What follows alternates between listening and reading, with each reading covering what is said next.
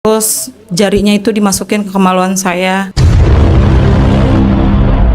Kemaluan yang ditutupi oleh sarung itu kena ke muka saya. Awalnya saya diam, dia mingkem serapet-rapetnya. Terus dia bilang, buka mulutnya. Saya pikir cuman mau ditiup. Kok lama-lama dia malah lidahnya masuk ke mulut saya. Terus ada yang bilang, coba minta syariat sama Pak Ustadz.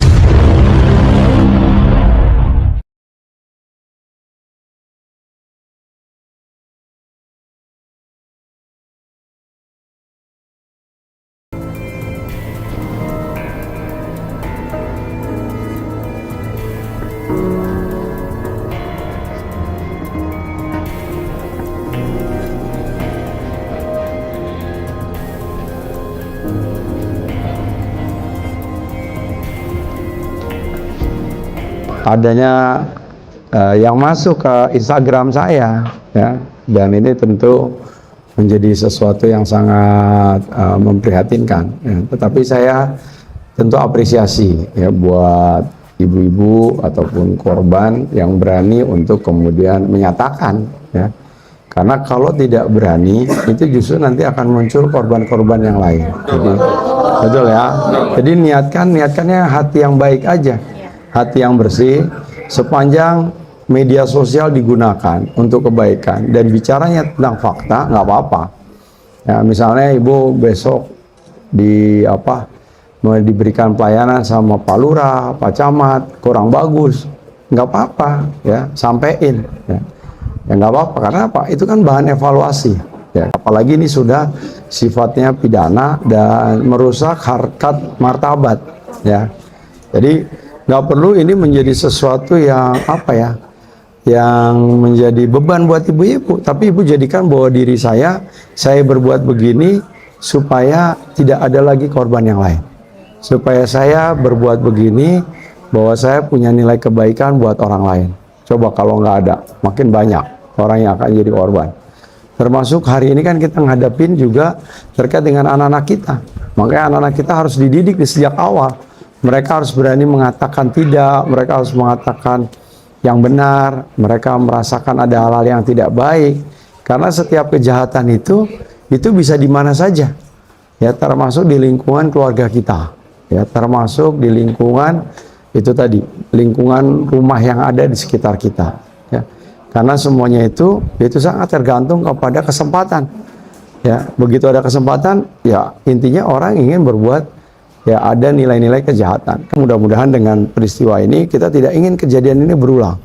Ya, jadi oleh karena itu nanti saya minta Bu PLT, apalagi punya perempuan, ya, kemudian juga Pak Camat, ya, memfasilitasi, ya, terkait dengan mungkin kalau misalnya harus sampai ke Polres, ya, difasilitasi, ya, dengan kendaraan dinasnya Pak Camat misalnya, ya.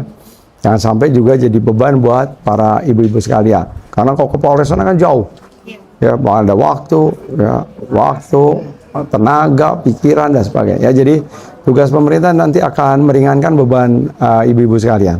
Ya, jadi dari ini saya ingin memastikan, ya, dan menjamin bahwa ibu-ibu sekalian dalam kondisi yang aman, ya, kondisi yang terus terbackup oleh pemerintah Kota Bekasi.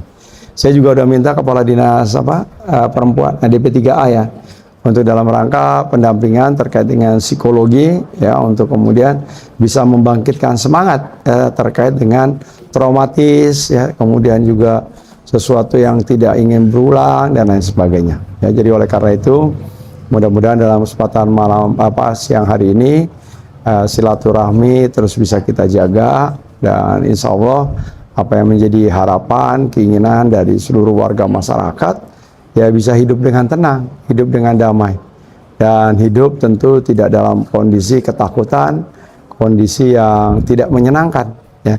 Tugas saya, ya, meyakinkan dan melihat secara langsung apa yang kemudian dirasakan oleh ibu-ibu sekalian, ya.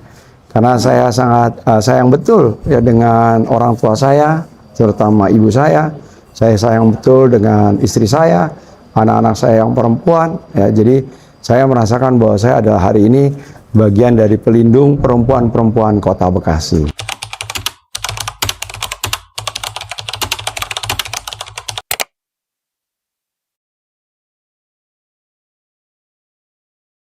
Umur saya 26 tahun. Tinggalnya di mana, Bu? Di Jalan Pondok Melati. Oke, Bu, boleh diceritakan Bu sebelumnya kronologisnya bagaimana? Pertama-tama kan saya dapat info dari kakak sepupu saya.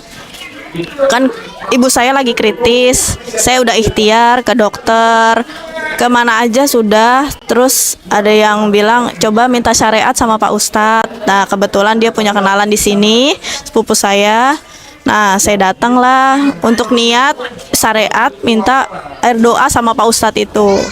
Dan setelah saya datang, sudah selesai nih dibikinin doa dengan zikir yang baik gitu. Saya pikir wah benar kata saya gitu. Dan setelah itu ustadznya menjelaskan, katanya dulu ibunya ini punya sumur tua, dan penunggu sumur tuanya ini ikut ke ibunya, ngikut sampai ke rumah. Dan karena saya yang ngurusin ibu saya, sering saya sentuh ibu saya karena saya ngurusin, katanya saya kena radiasinya lah katanya gitu. Ibaratnya kalau kata orang kita mah ketemplokan katanya. Nah saya nggak minta diberesin, saya nggak minta dibersihin, tapi dia yang langsung bilang sini saya beresin katanya gitu. Kalau ibu nggak dibersihin nanti takutnya ibunya yang jadi jatuh sakit katanya gitu. Nah mungkin pikiran positifnya saya, ya udah daripada nanti saya nggak bisa ngurusin ibu saya lagi, ya udah saya bersedia mau gitu. Dan setelah itu dia pegang-pegang punggung belakang saya, masih normal. Dan lama-lama dia masukin ke kerudung saya, masukin tangannya dia lewat kerudung masuk ke baju. Kata dia, ini makhluknya ada di dekat ketiak. Tapi alhamdulillah saya tutup payudara saya supaya nggak kena tangannya dia. Dia hanya kena lingkaran payudara saya. Nah setelah itu sambil dia pegang-pegangin dekat ketiak saya, kata dia ini sakit nggak katanya gitu. Saya pikir sakit, namanya tekanan laki-laki kata saya gitu. Saya bilang sakit, terus pindah lagi ke ketiak sebelah kanan, ini sakit nggak? Kata saya enggak, kata saya gitu. Nah udah setelah itu sambil dia lagi pegang-pegang tangannya, dia maju ke depan saya. Pipi saya dicium, jidat saya dicium, pipi kanan, pipi kiri, dan bibir saya. Awalnya saya diam, dia mingkem serapet-rapetnya. Terus dia bilang buka mulutnya. Saya pikir cuman mau ditiup, kok lama-lama dia malah lidahnya masuk ke mulut saya. Astagfirullahaladzim. Dan setelah itu dia pegang bokong saya. Saya pikir cuman ke pinggang, tapi lama-lama hampir kena pantat saya. Tapi saya langsung tekan ke bawah. Saya pikir lama-lama nggak beres, tapi saya diem, nggak tahu kenapa saya nggak bisa berontak gitu. Lama-lama dia pegang ke perut karena saya punya jahitan sesar, ditekan-tekan tuh. Kata saya jangan ditekan Pak, ini bekas jahitan sesar saya. Tapi dia hampir ke selangkangan saya, tapi saya langsung jepit selangkangan saya pakai tangan biar dia nggak kena kemaluan saya. Dia hanya di atas batok kemaluan saya. Setelah itu mungkin dia lihat saya banyak penolakan, lama-lama kepala, katanya tinggal ke kepala katanya gitu. Dan dia diri di depan saya, duduk, dia pijit, dia cium lagi muka saya dan bibir saya. Saya udah nolak mau mundur kepala saya, tapi ditahan sama tangannya dia. Namanya kekuatan laki-laki kan beda sama perempuan. Dan setelah itu dia pindah ke belakang, dia cium leher saya, dia angkat kerudung saya, dia cium leher saya kanan kiri, dia pegang kepala saya lagi. Tapi dia berdiri di depan muka saya, dan kemaluan yang ditutupi oleh sarung itu kena ke muka saya, bagian jidat.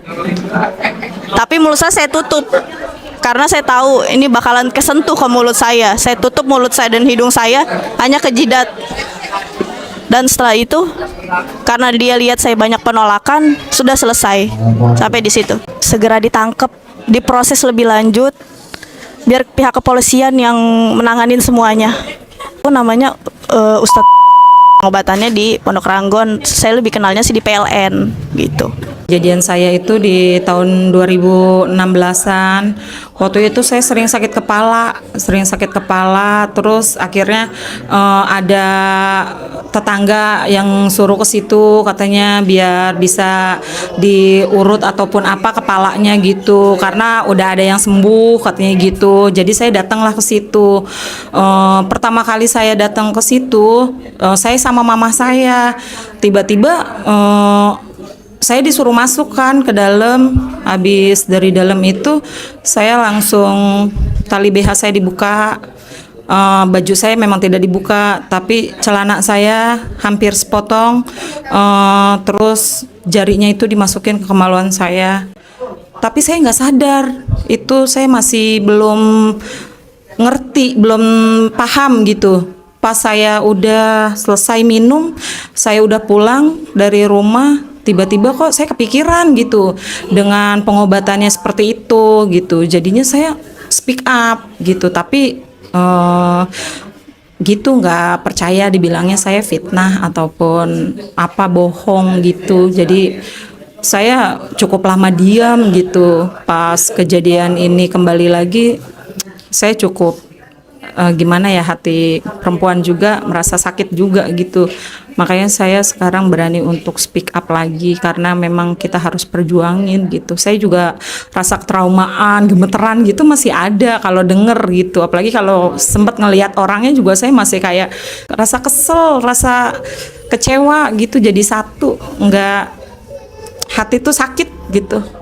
Saya mau diadilin dengan cepat, dan juga apa ya, biar cepat diadilin. Kasihan untuk nextnya nggak jadi korban yang banyak lagi untuk kedepannya gitu. Ini kan udah cukup lama juga gitu.